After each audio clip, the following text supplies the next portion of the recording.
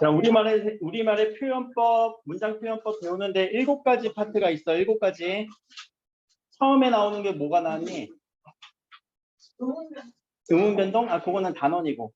문장, 여기 높임 표현, 이 문장 표현에서는 높임 표현 같은 이런 표현들이지. 첫 번째가 높임 표현, 종결 표현.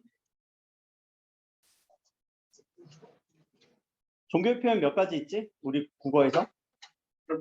응. 몇 가지 종결 표현 나오니? 5가지. 무슨 형, 무슨 형, 무슨 형? 평서형, 의문형, 감탄형, 청유, 명령. 이라고 하는 이 5가지 종결 표현 기억하셔야 돼요. 자, 높임 표현, 몇 가지 높임 표현 크게 보면 3가지. 무슨 높임? 주체 높임, 객체 높임. 자, 주체와 객체는 어떤 기준에서 찾는 거야? 문장 안에서만 찾으면 되지. 문장의 주어, 문장의 목적어, 부사어. 3번째는 상대 높임. 상대 높임은 어디를 봐야 돼? 종결 표현에서 대화 상대가 있느냐 없느냐. 그 기준이 좀 달라. 주체 높임 조금만 더 들어가자. 자, 주체 높임에서는 뭘 찾아줘야 될까? 첫 번째, 주체 높임 선어 말음이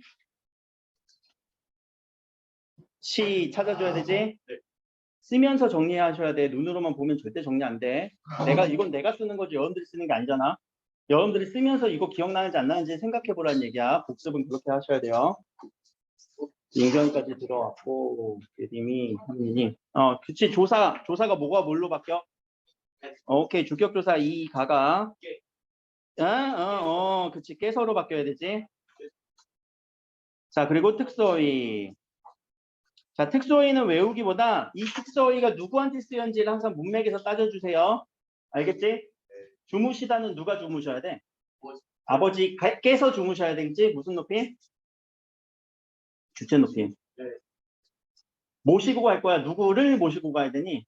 할머니를 모시고 가야지. 그럼 그때는 무슨 특수어휘? 객체 높임의 특수어휘야. 그러니까 그런 식으로 특수어휘를 꼭 찾아주셔야 되고, 객체 높임의 조사는 애, 개를 깨로 높여주는 거. 자, 상대 높임은 2가지 표현이 있어요. 격식체와 비격식체. 격식체 혹시 4가지 다 준비됐니? 하십시오체, 하오, 하게, 해라. 비격식체는 해요체, 해체. 여러분들한테 나중에 이 해라체랑 해체 구분하는 방법이 가장 어렵게 나올 수도 있어요. 모르지. 또 무지성으로 이거 이렇게 칸 비어갖고 여기에 쓰이는 종결어미 쓰세요. 이렇게 나올 수도 있어. 자, 이렇게만 정리되면 끝나는 게 아니라, 자, 주체 높임에서 우리가 하나의 더 개념 알고 있어야 돼요. 간접 높임. 자, 간접 높임일 때는 뭐는 안 되냐? 특수어휘는 사용 못 해요. 그래서 선어음이 시만 사용할 수 있다. 정도까지는 알고 있어야 되는 개념이고, 여러분들이 스스로가 꺼낼 수 있어야 됩니다. 개념에서.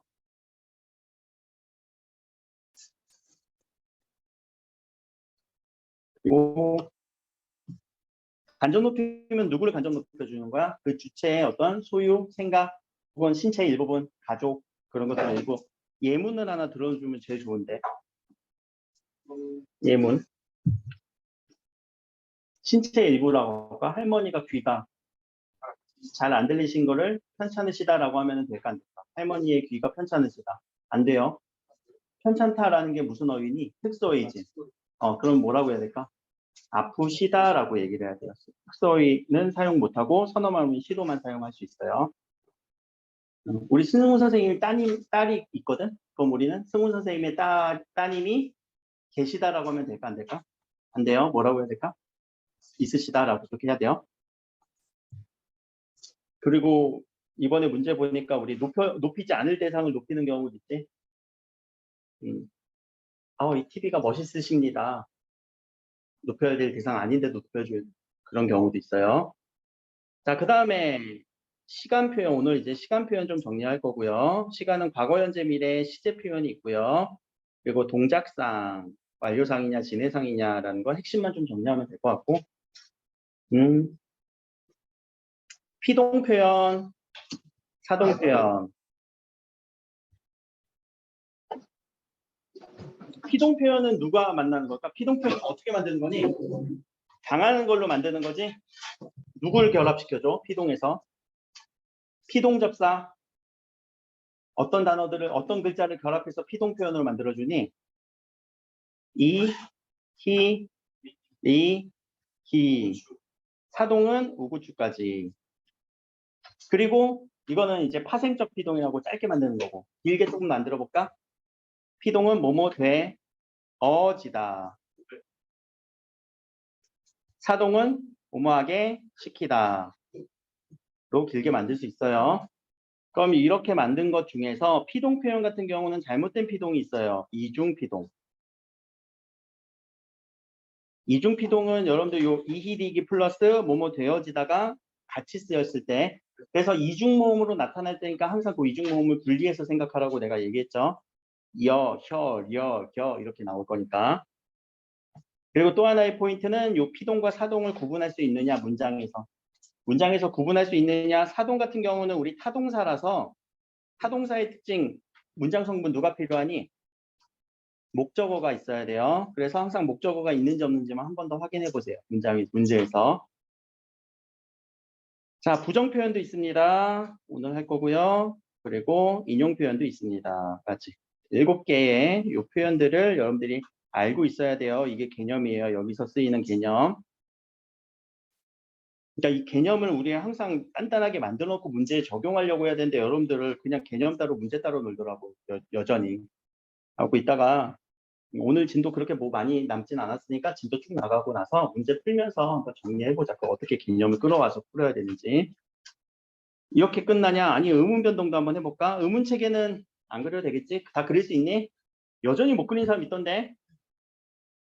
의문 체계는 꼭 그려보세요. 자, 그리고 의문의 변동도 하나의 개념으로 알고 있어야지. 사연이 들어왔고, 오케이. 자, 의문의 변동은 크게 보면 몇 가지 유형이 있어? 크게 보면 아니야, 하나 더. 네 개. 거봐, 그거부터 정확하게 잡아야지. 몇 개의 유형? 4개의 유형. 뭐라고 얘기할래?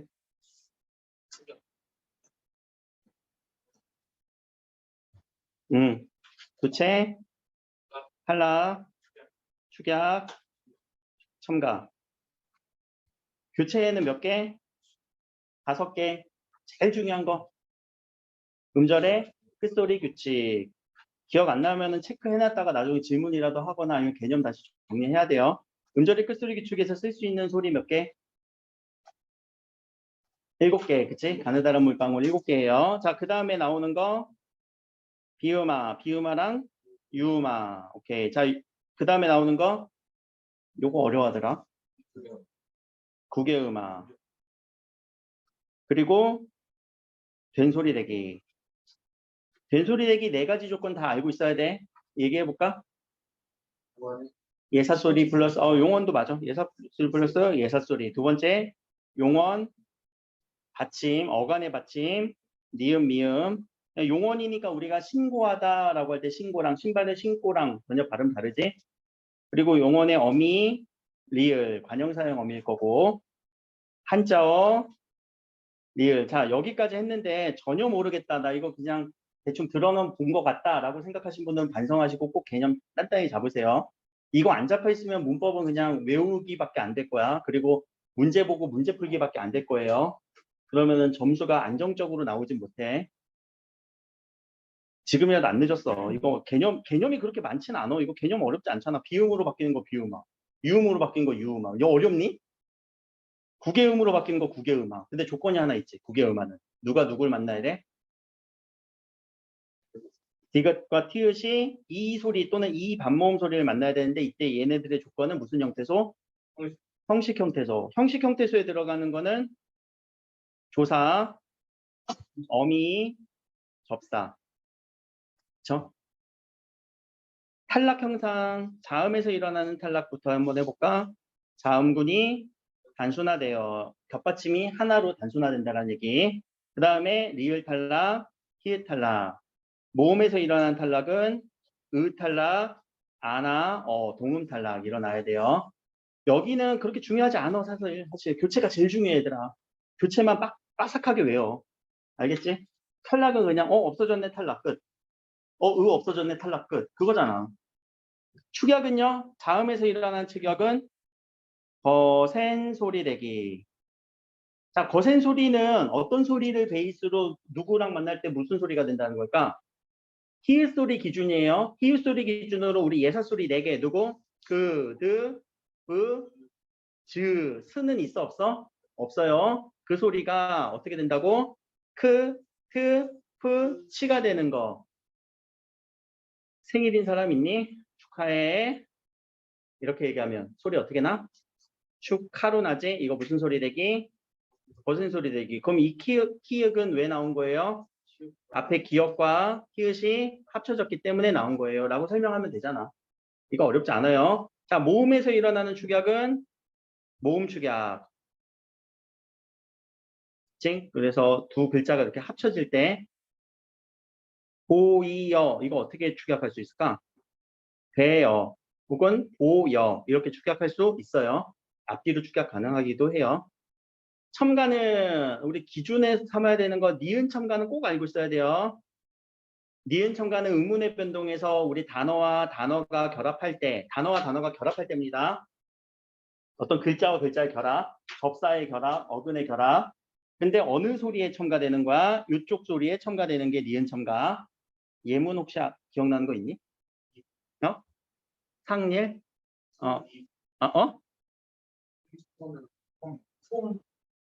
송, 솜, 솜일?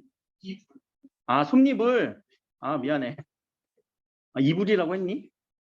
미안, 못 들었네. 솜잎을 이거 발음 어떻게 나니? 니불로 나지? 이렇게 첨가되는 거예요. 이쪽 소리에 첨가되는 거예요. 근데 요 니은 첨가 말고 여러분들 맞춤법에서 이제 사이시오리 현상, 사이시옷이랑 연결될 수 있어. 그래서 이거는 항상 문제 풀면서 연결하세요. 사이시옷 현상은, 사이시옷 표기는 왜 해주냐면 사잇 소리 현상이 있어서 나는 거예요. 어렵지 이거 사이소리 현상. 뭐 된 소리가 덧날 때, 니은 소리가 덧날 때, 니은 소리가 덧날 때. 그러니까 그 사이시옷 표기는 사이소리 현상 때문에 써준다라는 것까지 하나 알아주셔야 되고, 특히 사이시옷 표기는 안 쓰는 경우가 있어. 한자어의 결합에서는 안 써요. 근데 우리는 한자어가 뭔지 모르는 게 제일 문제야. 사실 그렇지. 그러면은 고유어와 한자어의 결합에선 써줘요.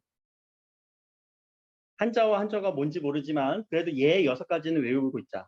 이럴 때는 써줘요.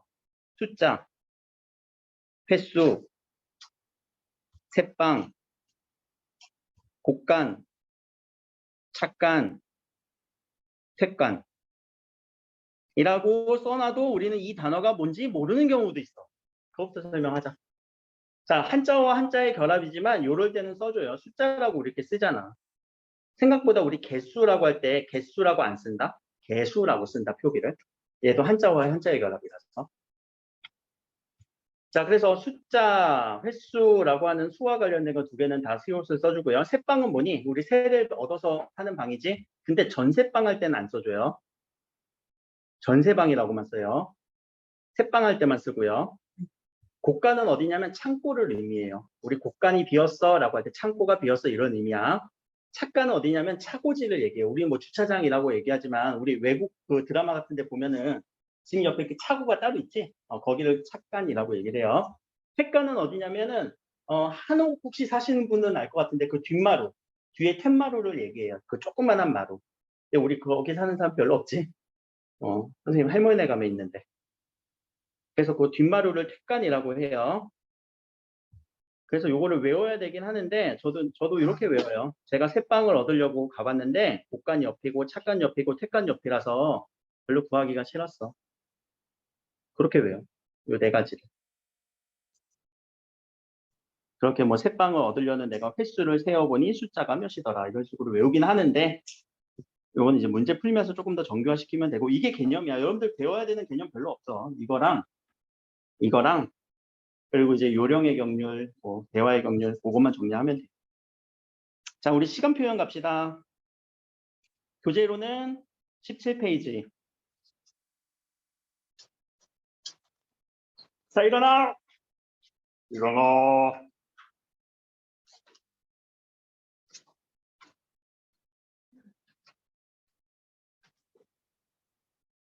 자, 시제를 얘기할 때는 발화시 기준, 우리가 항상 말을 하는 시점이에요. 근데 말을 하는 시점이 항상 현재야, 얘들아.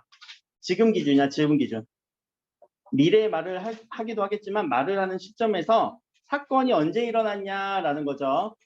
자, 말은 지금 했는데 사건은 옛날에 일어났어. 그러면은 과거. 자, 말하는 상황에서 사건이 동시에 일어나요? 현재.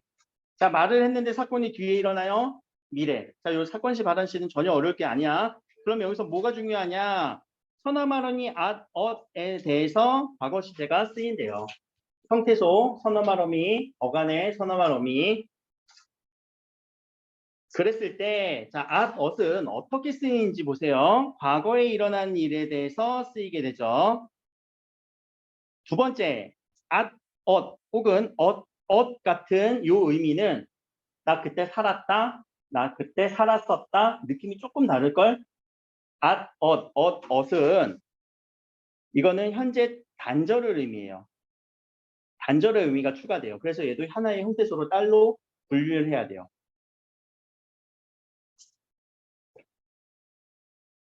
그리고 회상할 때는 더라고 하는 요 회상의 표현.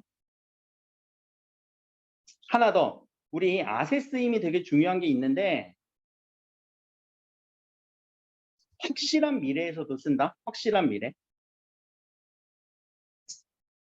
이거는 일어날 게 확실해. 이렇게 공부하는 걸 보니 여러분들은 100점 맞았다. 맞았다. 라고 선어말어미 at, ot을 써버리지. 확실할 때. 네가 이런 거 보니 이제 엄마한테 큰일 났다. 혼났다. 이런 식으로도 쓰잖아. 응? ot은 요거는 이제 우리 모음조에 따라서 쓰이지. 모음조에 따라서. 먹었었다. 먹었다. 이렇게 쓰잖아. 보았다. 먹었다. 모음조에 맞춰서. at이나 ot은 소리 환경에 따라서 골라 쓰는 거예요. 앞에 소리가 양성 모으면 at으로, 음성 모으면 ot으로. 보았다. 먹었다. 이거 누구 따라가는 거니? at이나 ot은. 앞에 있는 요 소리의 모음 소리를 따라가는 거예요. 알겠지? 모음 소리 양성은 양성 모음, 음성은 음성 모음끼리. 자, 과거 시제는 이렇게 선어말 어미에서도 일어나냐? 아니 또 어디에서 일어나요? 관형사절, 관형사형 어미에서도. 그래서 관형사형 어미는 나중에 한 번에 정리할게요. 관형사절에서도 일어나. 관형사절에서도 일어나. 그럼 선어말 어미에서 일어난 것만 해볼까? 선어말 어미 not이었고요. 현재 시제에서는요. 선어말 어미는 자, 그리고 선어말 어미 get. 자, 이렇게 선어말 어미에서 일어나고 관형사형 어미에서 일어난다라는 거. 미래 시제의 get도 한번 봅시다. 중요해요. 일어나. 자, 요 get은요. 미래, 단순 미래. 자, 그 다음으로 이제 피동 표현을 보겠습니다. 할 때 미래. 그치? 여러분들의 의지. 나는 오늘 밤을 새고야 말겠다. 가능성. 이 정도면 하겠는데? 추측. 뭐 동생은 지금쯤이면 자겠는데? 우리가 느끼기에 가능성과 추측이 살짝 비슷해. 살짝 비슷하니까 내가 파서블 한 게 가능성이에요. 알겠지? 내가 파서블 한 거. 요 게세스 이메일로 다른 것을 고르세요 라고 많이 나와요.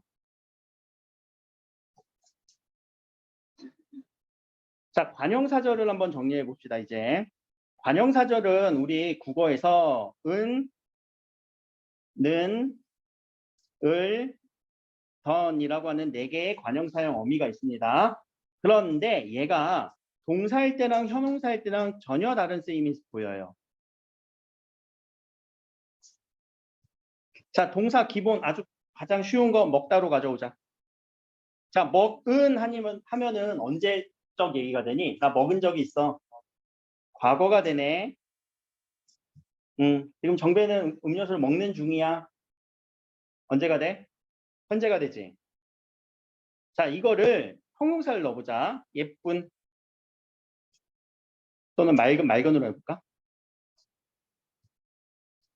맑은 물이 흘러 현재예요. 막는 물이 흘러 돼? 안 돼? 안 돼요. 자, 그래서 동사와 형용사의 차이는 능과 결합할 수 있느냐 없느냐의 차이. 을이 결합되면요. 미래죠. 둘 다 미래예요. 던이 결합되면요. 둘 다 과거예요. 자, 이거 중요해.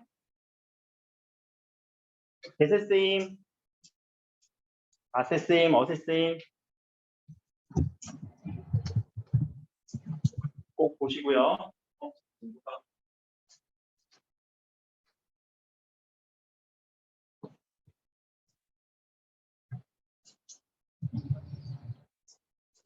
시제 표현은 이 정도로 정리하시면 돼요. 시간 표현에서 시제 표현은 어디 선어말 어미랑 관형사형 어미. 알겠지?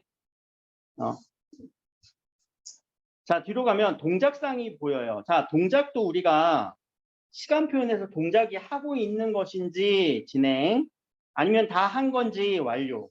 자, 진행상 완료상은 우리가 그렇게 어렵진 않지만 여기가 왜 문제가 되냐면 뭐뭐하고 있다라고 하는 것이 중의적 의미가 생겨요. 중의라는 건 뭐니? 중의.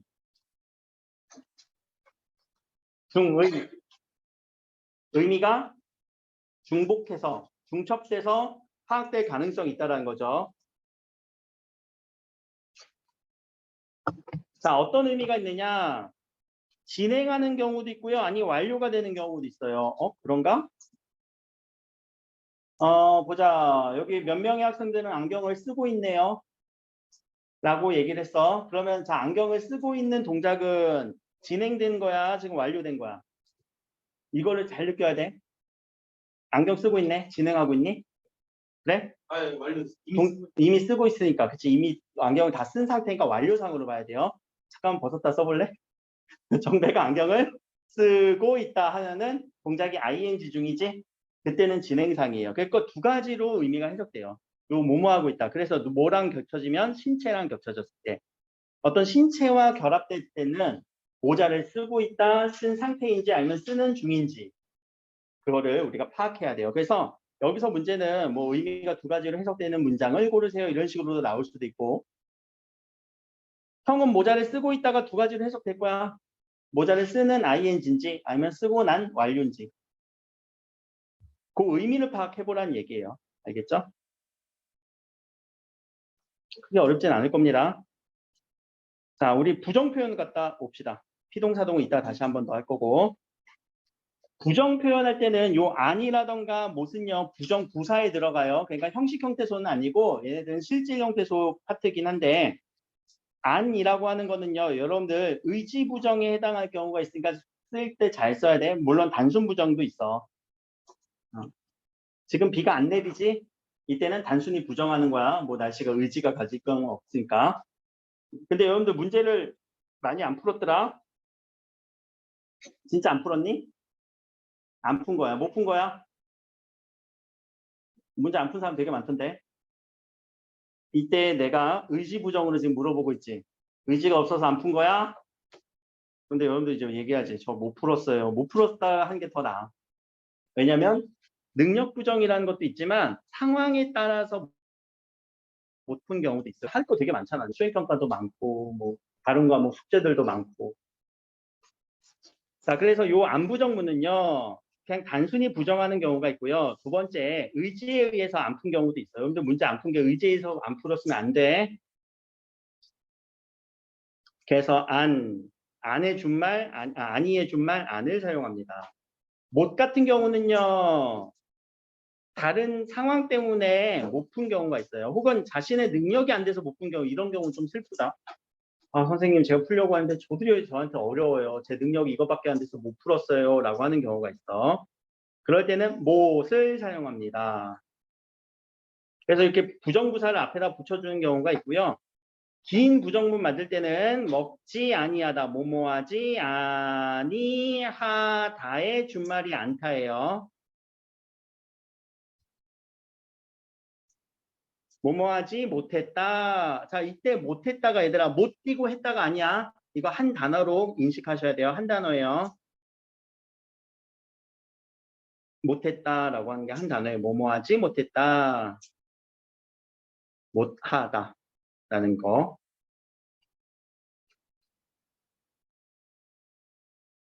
하나만 더 오른쪽에 가서 볼게요. 여기서 명령문과 청유문은 부정 표현으로 우리 요거 만들기 되게 힘들거든. 먹다 그거를 부정으로 해봐. 먹어라. 먹어라를 부정으로 해봐. 못 먹어라, 안 먹어라 하기 좀 힘들지? 그때는 말하라라고 하는 표현이 쓰입니다. 말다. 명령문과 청유에서는 말다라는 표현이 써요. 뭐뭐하지 말아라라고 하는. 요 자체는 무슨 부정이라고 하냐면 어휘 부정이라고 얘기를 해요. 어휘 자체가 부정을 의미해. 뭐뭐하지 말다. 또는 뭐뭐가 아니다. 그 정도. 인용 표현을 갈게요. 자, 인용 표현은 직접 인용은 다른 사람의 말을 큰 따옴표 안에서 그대로 가져오는 거. 간접 인용은 나의 말로 바뀐 거예요. 표시가 있지. 인용격 조사 라고가 쓰이면은 직접 인용. 자, 간접 인용은 인용격 조사 고가 쓰이는 거 간접 인용. 자, 그런데 정말 어려운 거는 직접 인용을 간접 인용으로 바꿀 때가 정말 어려워요. 이런 것들은 한두 문장씩은 꼭 연습을 해보셔야 돼요.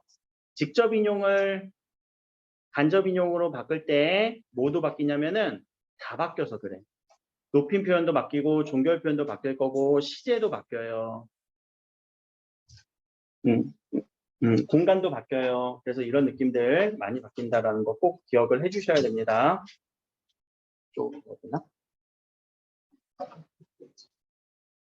자, 피동과 사동 다시 한번 또 정리해보자.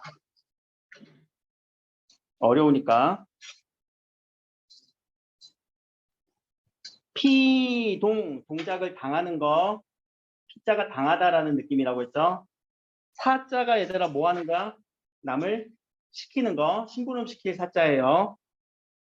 자, 그럼 피동의 반대는 능동이에요. 사동의 반대는 주동이에요. 이거 헷갈리지 마시고 그냥 따로따로 잡아주셔도 괜찮아요. 피동으로 만들 때는 이희리기라고 하는 접사를 붙여주는 겁니다. 사동사 만들 때는 이희리기 우구추라고 하는 접사를 붙여주는 겁니다. 자, 근데 요 안기다라고 하는 요 단어가 같은 기자가 쓰여요. 피동전미사 기가 쓰일 때 있고요. 사동전미사 기가 쓰일 때 있다. 그래서 그거를 우리가 파악하기에는 문맥에 따라서 확인을 해야 돼. 딸이 아빠에게 안기다. 엄마가 아빠에게 딸을 안기다. 자, 이때 안기다, 안기다는요, 서로 피동, 사동 달라요. 찾을 수 있을까? 뭐가 피동이고 뭐가 사동인지? 당하는 거는 뭐가 당하는 거니? 위에 게 딸이 지금 안김을 당하는 거지? 안음을 당하는 거지? 자, 밑에 시키는 거는 엄마가 아빠한테 시키지? 야, 딸 좀 안고 있어. 그럼 이때는 사동이고요. 이때는 피동이에요. 자, 하나 더 생각하라고 했어요. 사동 같은 경우는 타동사라서 뭐가 있다고? 목적어가 있는지 한번 볼까? 딸을 안기다. 목적어가 있지? 항상 이렇게 목적어까지 체크해 주시는 거 습관 들이셔야 됩니다. 이렇게 만들면 피동이고 이렇게 만들면 사동이고 하나 더 아지다 어지다 라고 하는 통사적 피동. 통사 조금 더 길게 문장 성분을 이어가서 조금 더 길게 만들어줬다라는 거. 오모하게 하다 통사적 사동.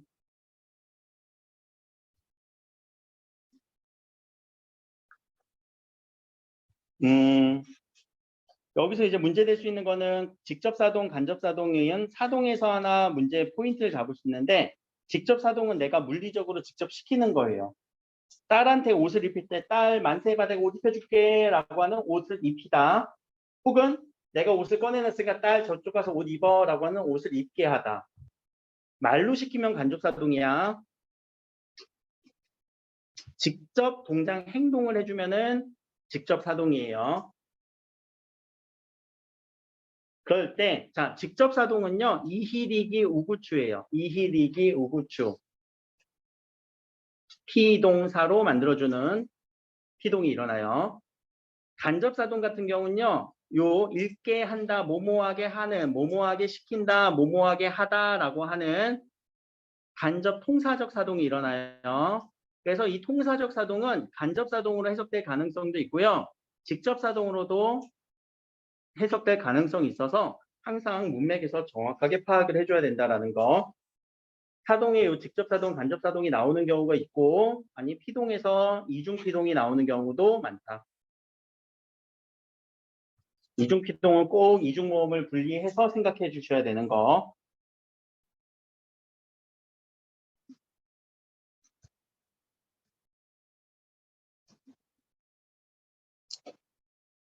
그리고 여기서 사동 접사 표현 전미사 시키다가 요 이희리기 우구추뿐만 아니라 뭐뭐 시키다.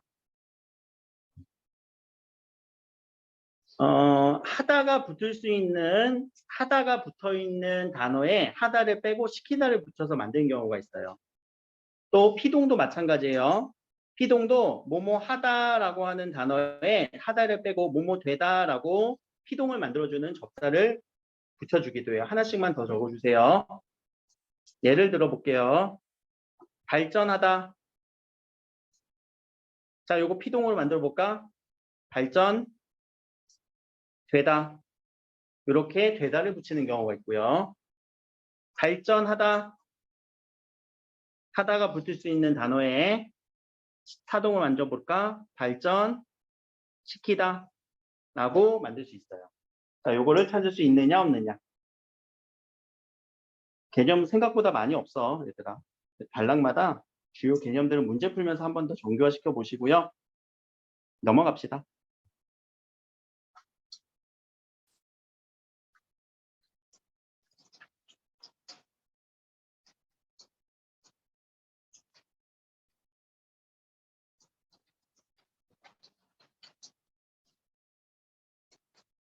자, 여기가 이제 시험범위에 들어가는데 요 담화라는 거는요.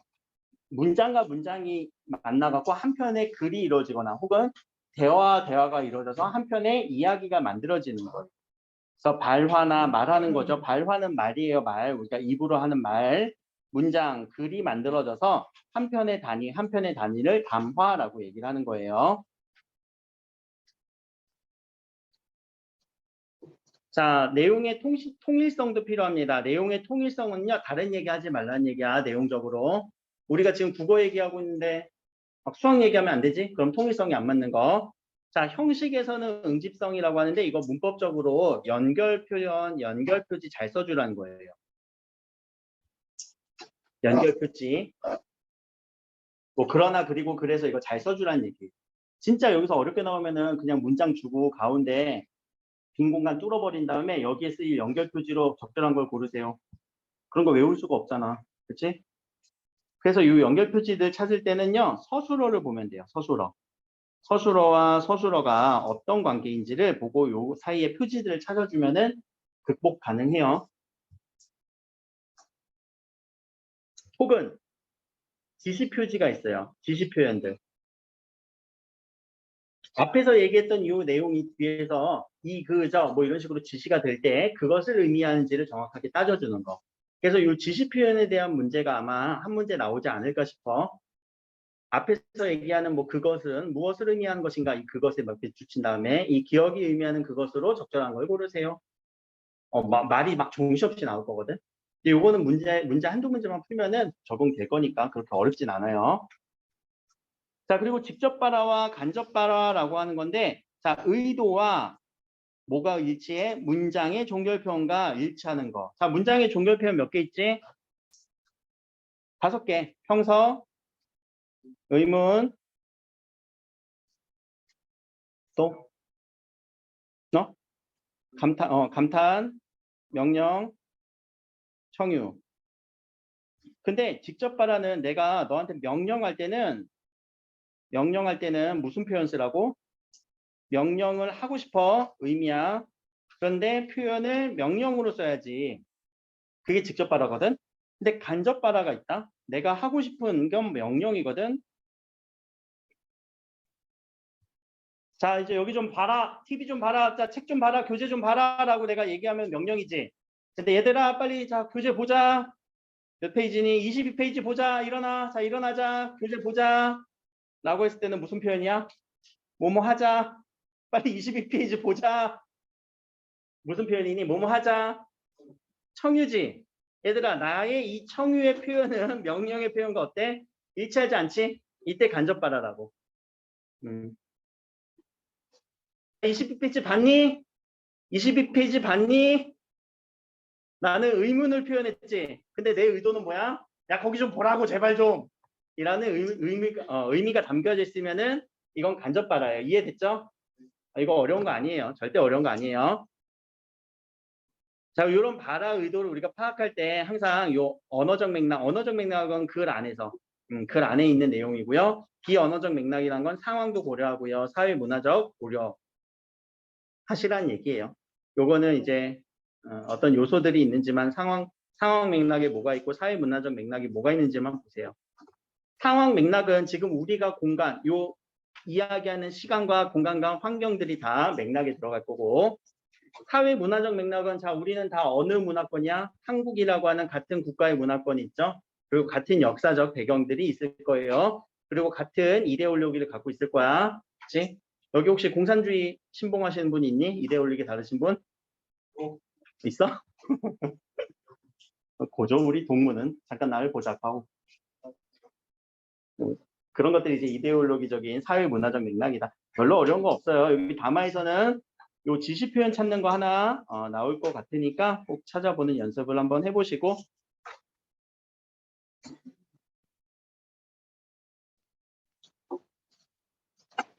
자, 그럼 요 두 사례만 한번 보고 비교하자. 자, 학생끼리 이렇게 얘기했던 윤서와 강산이의 말과 자, 이렇게 선생님을 만나서 얘기하는 강산이의 행동은 왜 달라졌을까?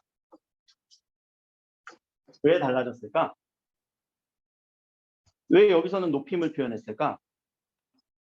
대상도 달라졌지. 또 공간도 달라졌지. 자, 그러면 요거는 뭘 고려하는 거야? 앞에서 무슨 맥락을 고려하는 거니?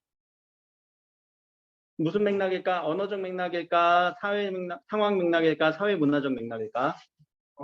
상황 맥락이지. 청자, 공간, 뭐 대상 이런 것들을 고려하는 상황 맥락이 달라졌기 때문이에요. 그쵸?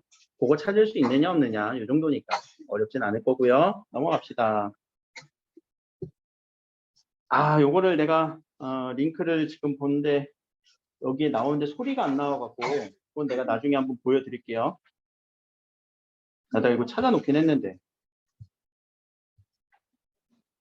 어떤 영상이냐면은 제가 보여드릴게. 근데 소리가 안 나올 거니까 나오나?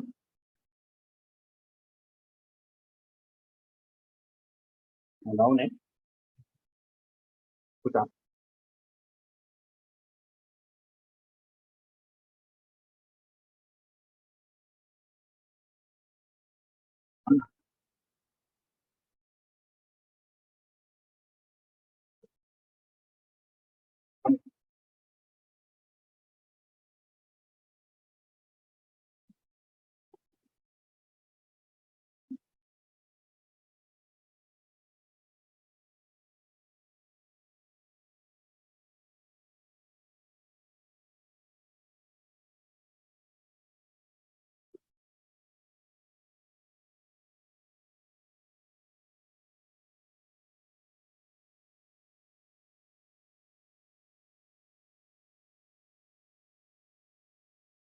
이때 만나고 무슨 말일까?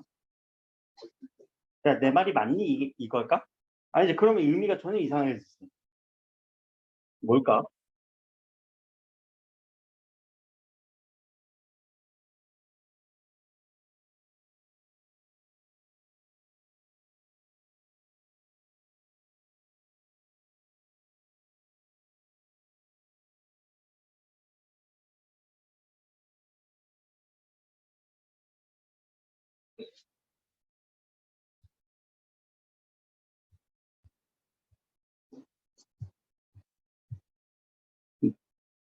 혹시 모르겠다. 여기서 지금 여운이는 요 만나 이해돼? 무슨 이해 만난지?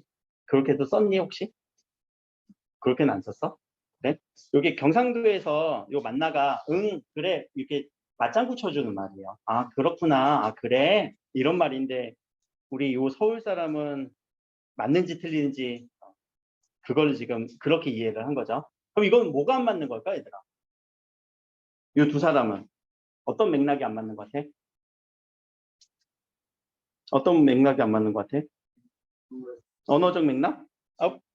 지역적, 그치? 지역. 그럼 지역이라고 하는 거는 요 사회 문화적 맥락이 좀 더 안 맞는 것 같아요. 그쵸? 언어 그 환경이 다르니까. 여기까지가 이제 담화 파트였고요. 자, 이어서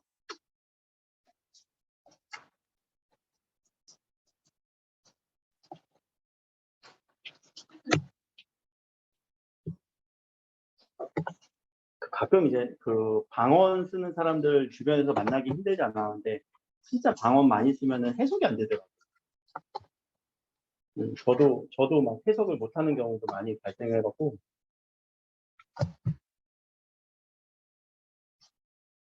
내가 처가댁이 안동이거든. 경상도. 그래서 처음에 갔는데 와 말이 해석이 안 되는 거야. 그래갖고 나 통역 좀 해달라고 막 그렇게 얘기도 했었어. 단어들이 막 달라갖고. 자, 이어서 봅시다. 아까 그 다양성을 인정해주자라는 측면에서 좀 전에 봤던 영상에서도 우리가 지역에 따라서 달라지니까 그거 인정해줘야 돼요. 그렇죠? 여러분들 표준어가 우리 맞춤법 할 때 표준어 하겠지만 표준어가 진짜 우수한 말일까? 우수해서 표준어로 삼은 걸까? 이 표준어. 지금 표준어는 현대 서울말이잖아. 서울말이 우수해서 표준어로 이렇게 삼은 걸까? 아니지, 그냥 수도여서 그런 거지. 그러면 우리가 시간을 예전으로 돌려보자. 통일신라 시대 때는 어떤 말이 표준어예요? 통일신라의 수도는 어? 신라의 수도 경주. 어, 경주는 어디 있니? 경상도에 있어요. 그러니까 경상도 말이 그때는 표준어였을 거야. 감안을 하면, 그치? 그냥 우리가 수도 말이니까 서울이라고 하는 거는 수도의 말이니까 그걸 표준어로 삼은 거지 절대 우수해서 그런 건 아니에요. 그런 측면에서 방언을 우리가 쓰는 사투리를 쓸 때도 그것을 다양하게 존중하자라는 말일 겁니다. 또 개인적으로도 달라지겠지. 개인적으로 우리가 막 말하기 좋아하는 사람도 있지만 반대적으로 처음 보는 사람하고 말하기 되게 좀 꺼려지는 경우도 있잖아. 그치? 그런 사람들의 어떤 성격도 고려해줘야 돼요. 그래서 그런 것을 이해하자라는 것들이 여기서 배워야 되는 태도적인 측면. 그러니까 여기서 문제에서 만약에 여러분들 틀렸다 싶으면은 내 태도가 잘못됐구나 생각하면 돼. 반성하면 되는 거야 그냥. 자, 오늘 해야 될 중요한 내용. 자, 여기 대화의 원리입니다. 여기 너무 중요합니다. 여기까지 지도 다 나갔냐, 학교에서? 나갔니? 요거 정리할 수 있겠어? 그러면? 음. 자, 대화의 원리에서 우리가 배워야 되는 원리가 세 가지가 원리 있어요. 세 가지 원리. 세 가지 원리만 우리 빠르게 한번 제목만 쳐볼까? 공손성의 원리 하나 있고요. 협력의 원리 있고요. 순서교대의 원리가 있어요. 공손성의 원리, 협력의 원리, 순서교대의 원리. 자, 협력의 원리랑 순서교대의 원리도 학교에서 얘기해 주셨니? 협력의 원리 했어? 안 했어? 빨리. 했어? 순서교대의 원리도 네 가지 얘기하셨어? 빨리 안 할 수 있는 거 좀 걷어내려고 그래. 아니면 다 하면 되니까. 네. 자, 순서교대의 원리는 뭐냐면은, 자, 혼자서 긴 말을 하지? 요거 써놓을까? 혼자서 긴 말 하지? 않는다. 두 번째, 또 혼자서 침묵하면 않는다. 세 번째는 중간에 끼어들지 않는다. 네 번째는요, 화제와 대화 맥락과 관계없는 말은 하지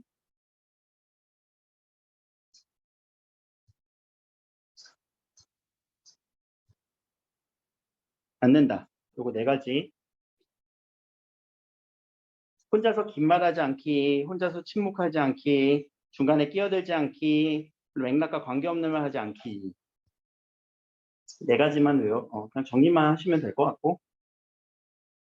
자, 지금부터 이제 경률이라고 하는 이런 단어들 때문에 좀 이제 어려울 텐데, 얘들아, 경률이라는 단어가 무슨 단어냐면은 그런 법칙성, 격식이라고 생각하시면 돼요.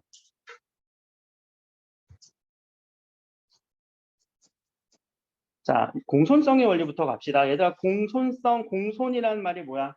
공손. 예의 바르게 공손한 태도라는 거지.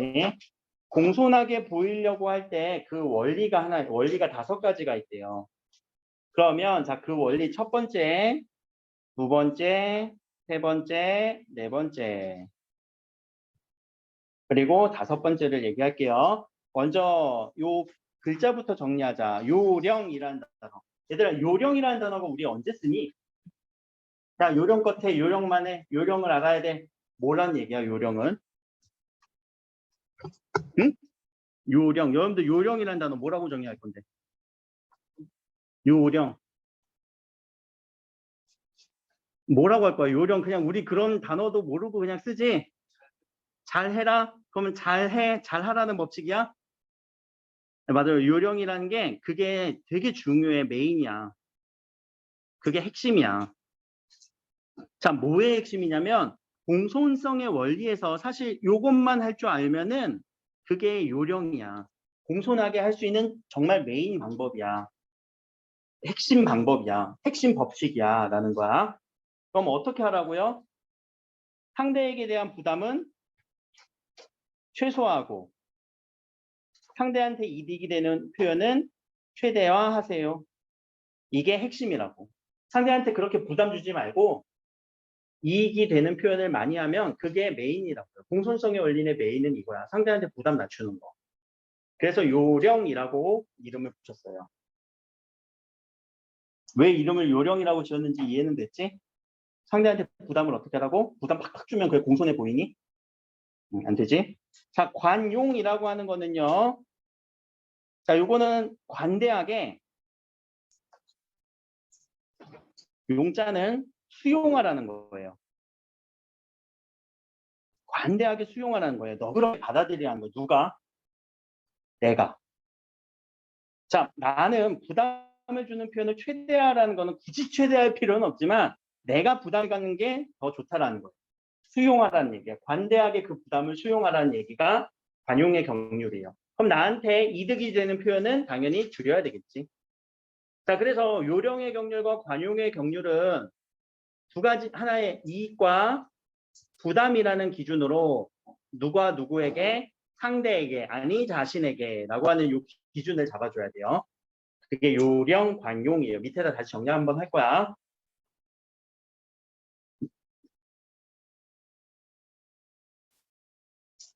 자, 밑에 찬동은 가로치고 칭찬이에요. 칭찬.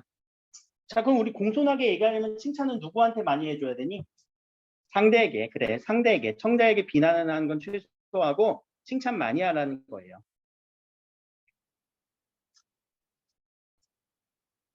겸양이라는 단어는 겸손한, 양자가 모양이에요.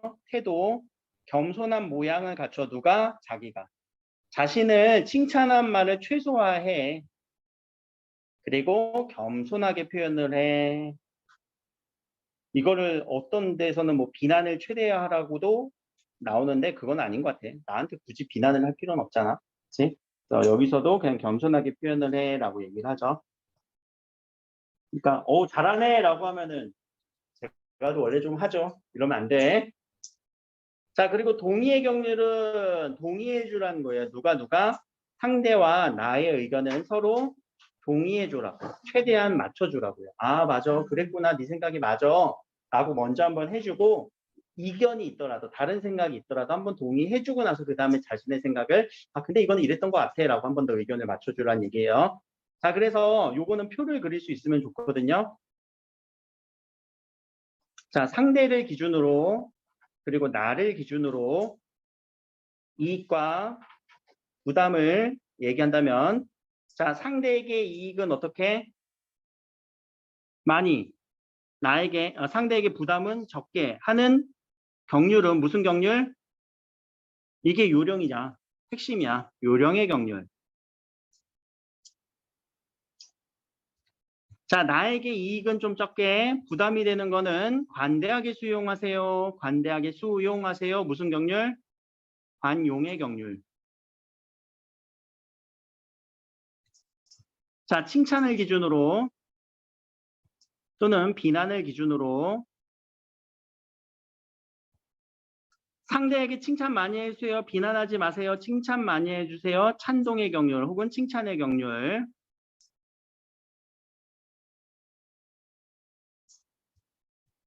나에게 칭찬은 좀 적게 겸손하게 하세요. 비난을 굳이 많이 하진 않아도 되지만 이때는 겸손한 모양이에요. 겸양의 경률. 그리고 어디를 맞춰주라고? 상대와 나의 의견을 맞춰주세요. 동의의 경률.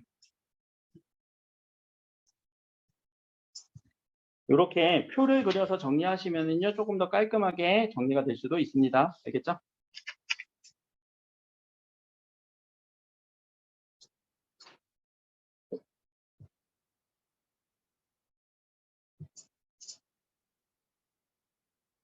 그러면 자, 요 5가지를 알고 있어야 되냐?